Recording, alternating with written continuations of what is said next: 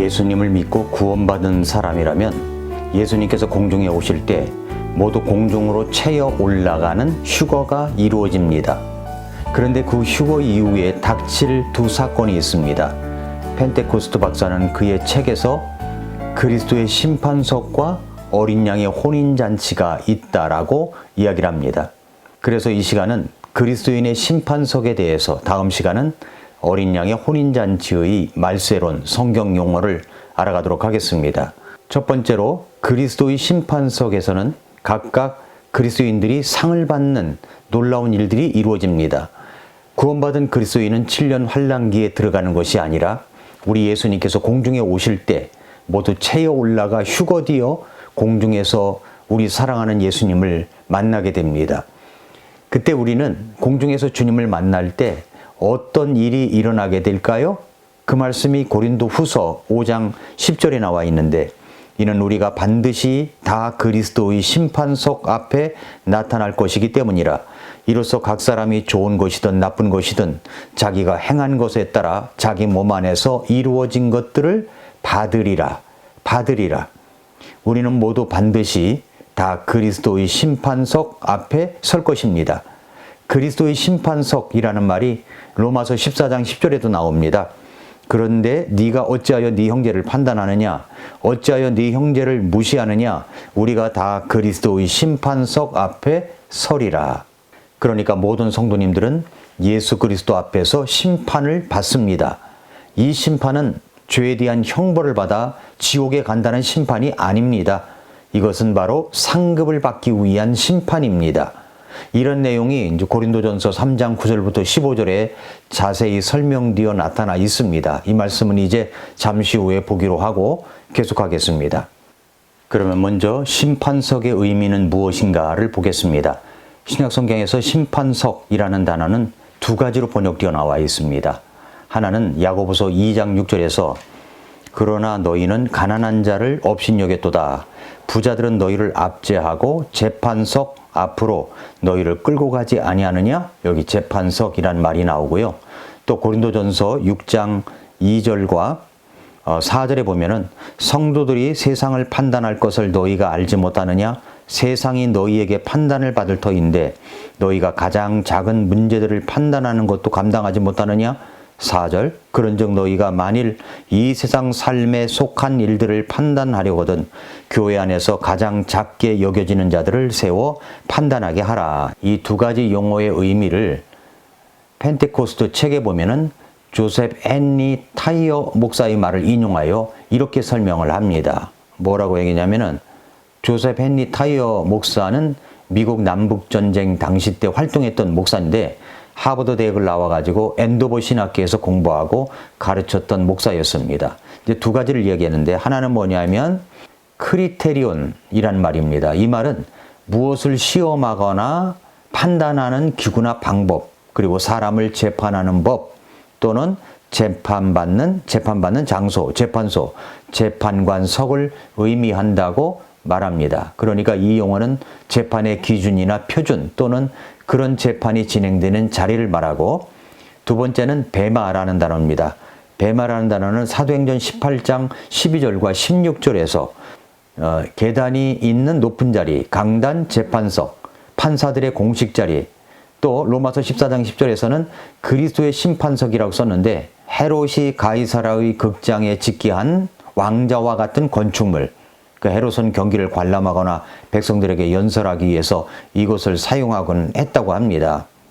그래서 이 말을 알프레드 플레머는 베마의 의미와 그 사용에 대해서 말할 때, 베마는 고대 그리스 아테네에서 경기할 때 투기장에서는 경기의 심판관이 앉는 높은 강단이 있었는데, 이 심판관은 이 자리에서 모든 경기의 선수들에게 상을 주는 자리로서 그 자리를 베마 또는 보상 자리라고 불렀다고 말하고 있습니다. 결코 이 베마가 사람을 정죄하는 재판석으로 사용된 적이 없었다는 거죠. 그러니까 그리스도의 심판석은 상을 베풀기 위한 자리입니다. 베마. 모든 구원받은 그리스도인들이 예수 그리스도 앞에 서 있습니다. 그러면 우리 주님께서 상을 주십니다. 그 상을 주시는 베마 자리, 그리스도의 심판석은 잘못됐던 사람을 불러내어 혼을 내는 자리가 아닙니다. 잘한 사람들을 불러내어 상을 주시는 자리입니다. 이렇게 이제 그리스도의 심판석이라는 의미이고, 그 다음에 이제 그리스도의 심판석은 언제 오느냐? 고린도후서 5장 10절과 로마서 14장 10절에 그리스도의 심판석은 이 지상에서 교회가 휴거된 직후에 일어납니다. 이는 우리가 반드시 다 그리스도의 심판석 앞에 나타날 것이기 때문이라. 이로써 각 사람이 좋은 것이든 나쁜 것이든 자기가 행한 것에 따라 자기 몸 안에서 이루어진 것들을 받으리라. 자기가 행한 것에 따라 받습니다. 세 번째, 그리스도인의 심판석은 어디에 위치해 있을까요? 데살로니가전서 4장 17절에 보면은 그 뒤에 살아서 남아있는 우리가 그들과 함께 구름들 속으로 채여 올라가 공중에서 주를 만나리라. 상급을 주기 위한 심판석의 자리는 공중입니다. 공중. 그 다음에 그리스도의 심판석에서의 심판의 기준은 무엇입니까? 그리스도의 심판석에서 우리의 구원 여부를 가리는 곳이 아닙니다. 이 심판석은 오직 우리에게 상을 주기 위한 심판석입니다. 올림픽 시상대에서 순위에 들지 못한 사람을 불러내지 않듯이 베마 심판석에서는 상을 받을 사람들을 불러내어 상을 주는 심판석입니다. 고린도후서 5장 10절 말씀처럼 각 사람이 좋은 것이든 나쁜 것이든 자기가 행한 것에 따라 상을 받습니다. 이 말씀이 이제 고린도전서 3장 9절부터 15절을 보면 잘 알 수 있습니다. 제가 읽어보겠습니다. 우리는 하나님과 함께 일하는 일꾼이요 너희는 하나님의 농사요 하나님의 건물이니라. 내게 주어진 하나님의 은혜에 따라 내가 지혜로운 주 건축자로서 기초를 놓았고 다른 사람이 그 위에 세우되 저마다 어떻게 그 위에 세울지 주의할지니라. 아무도 이미 놓인 기초 위에 다른 기초를 놓을 수 없나니 이 기초는 예수 그리스도시니라. 그런데 어떤 사람이 이 기초 위에 금이나 은이나 보석이나 나무나 건초나 짚을 세우면 각 사람의 일이 드러나리라. 그날이 그것을 밝히 드러내리니 이는 그것이 불에 의해 드러나며 그 불이 각 사람의 일이 어떤 종류인지 그것을 시험할 것이기 때문이라. 어떤 사람이 그 기초 위에 세운 일이 남아있으면 그는 보상을 받을 것이요 어떤 사람의 일이 불타면 그는 보상의 손실을 당하리라. 그러나 그 자신은 구원을 받되 불에 의해 받는 것 같이 받으리라. 이렇게 말씀했습니다. 이 심판석은 구원 여부를 판가름하는 자리가 아닙니다. 이 심판석은 오로지 우리의 신앙의 집을 건축한 것에 대한 심판입니다. 불에 타지 않는 불가연성 재료들, 금, 은, 보석인가? 아니면 가연성 재료들, 나무, 풀, 짚인가? 이것을 어떤 것으로 집을 지었는지에 따라서 공력 여부가 드러나게 됩니다. 각 사람의 일이 드러나리라. 각 사람의 일이 드러나리라.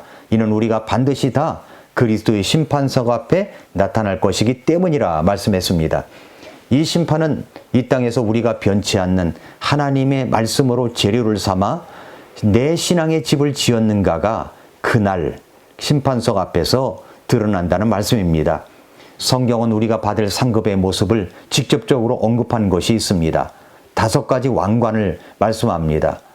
무엇입니까? 옛사람을 벗어버리기 위해 이기기를 애쓰는 자를 위한 썩지 않을 왕관을 받는다는 말씀, 고린도전서 9장 25절에 나와 있고, 또 데살로니가전서 2장 19절에는 생명을 살리는 구령자를 위한 기쁨과 환희의 왕관, 또 야고보서 1장 12절에 보면은 시험을 견디는 자에게 주시는 생명의 왕관, 다시 오실 주님을 사모하는 자들을 위한 의의 왕관, 그리고 주님의 양들을 위해 기꺼이 목양에 힘썼던 자들을 위한 영광의 왕관을 받게 될 것입니다. 사랑하는 성도 여러분, 그날에 우리가 다 반드시 그리스도의 심판석 앞에 나타날 것입니다. 구원받은 이후에 내가 한 것에 대해서 심판을 받습니다. 여러분은 왜 지금 이 땅에 남아있다고 생각하십니까? 아직도 내 생명이 이렇게 붙어있다고 생각하십니까? 주님의 몸된 교회를 함께 건강하게 세워가는 것 때문입니다. 아직 구원받지 못한 사람들을 주께로 인도하고 그들을 올바른 말씀으로 세워가기 위함입니다. 그뿐만 아니라 아직 복음이 들어가 있지 않은 곳에 복음을 전하기 위함입니다. 그 일을 위해서 우리는 서로 협력하며 함께 해야 합니다. 복음을 전하는 성도님들이 되십시오. 교회를 위하여 기도하십시오. 교회에 필요가 있을 때 기꺼이 여러분 드리십시오. 세계 선교를 위하여 우리가 할 수 있는 일은 직접 가든지 보내든지 후원하든지 하는 일입니다. 여러분이 피땀 흘려 수고하여 벌은 수입의 작은 부분이라도 주님의 사역의 필요를 위해서 드린다면 그것이 복음을 전하고 교회를 세워가고 세계 선교를 위해서 쓰임받을 수 있을 것입니다. 우리의 심판의 내용은 외부적인 관찰에 근거한 심판이 아닙니다.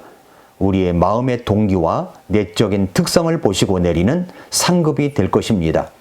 고린도전서 4장 1, 2절에서 사람들이 우리를 그리스도의 사역자여 하나님의 신비들을 맡은 청지기로 그렇게 여길지어다. 더욱이 청지기들에게 요구되는 것은 신실한 사람으로 드러나는 것이라고 했습니다. 신실한 청지기로서 우리 주님 만날 때 모두 상급받는 저와 여러분들 우리 모두가 되시기를 축복합니다. 오늘도 미라클 모닝입니다.